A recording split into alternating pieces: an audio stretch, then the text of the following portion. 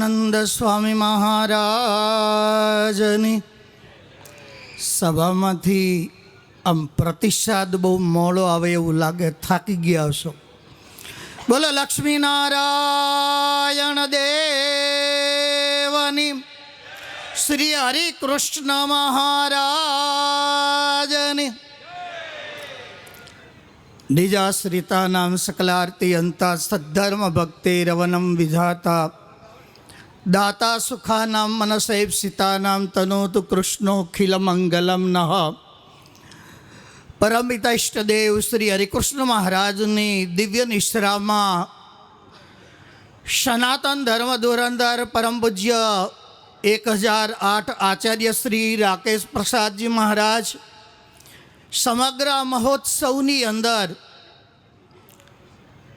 જે વક્તાપદ શોભાવી રહ્યા હોય એવા પરમ પૂજ્ય સદગુરુ શાસ્ત્રી શ્રી જ્ઞાનજીવનદાસજી સ્વામી, પરમ પૂજ્ય સદગુરુ શાસ્ત્રી શ્રી નિત્ય સ્વરૂપદાસજી સ્વામી, વર્તા લક્ષ્મીનારાયણ દેવ દેશનું જે ચેરમેન પદ શોભાવતા હોય એવા ડૉક્ટર શ્રી સંત વલ્લભદાસજી સ્વામી, કોઠારી શ્રી દેવપ્રકાશદાસજી સ્વામી, અન્ય વંદનીય સંતો, વાલા તમામ ભક્તજનો, જય સ્વામિનારાયણ.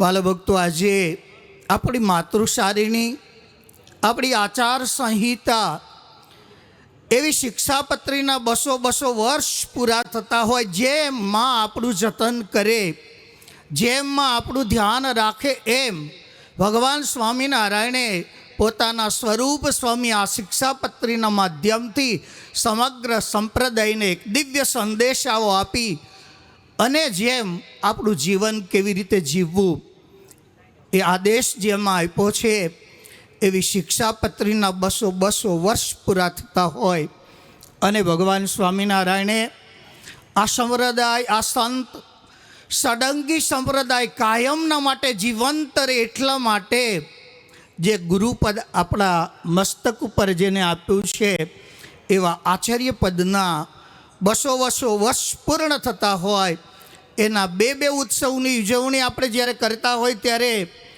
વાલા ભક્તો ઘણું બધું કહેવાયું છે. પૂજ્ય નિત્ય સ્વરૂપ સ્વામી, પૂજ્ય જ્ઞાન સ્વામી અને અહીંયા અગાઉના પૂર્વ વક્તાઓએ આપણી વચ્ચે ઘણું બધું પીરસ્યું છે. ત્યારે આ તકે એટલું કહીશ વાલા ભક્તો કે એક ગાડી હોય, કોઈ બી આપણે ઉપકરણ પસંદ કરીએ, કોઈ બી આપણે સાધન લઈશું, ટીવી લ્યો, ફ્રીજ લ્યો, તો એની સાથે, એ ગાડીની સાથે, કારની સાથે આપણને એક યુઝ બુક આપવામાં આવે છે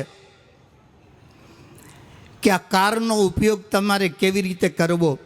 જો એના માટે પણ એક યુઝ બુક હોય તો આ શરીર, બોડી ઇઝ ધ મોટર, આ શરીર છે એક કાર છે, તો આ શરીરને કેવી રીતે ચલાવવું, આ માનવ જન્મને કેવી રીતે ચલાવવો, એના માટે ભગવાન સ્વામિનારાયણે આ અવની પર અવતારી અને આપણા બધાના માટે યુઝ બુક સમી આ શિક્ષાપત્રી આપી છે. જો આ શિક્ષાપત્રીના પ્રમાણે મારું અને તમારું જીવન રહે ને તો વાલા ભક્તો આપણે ભાગ્યશાળી બની જઈએ.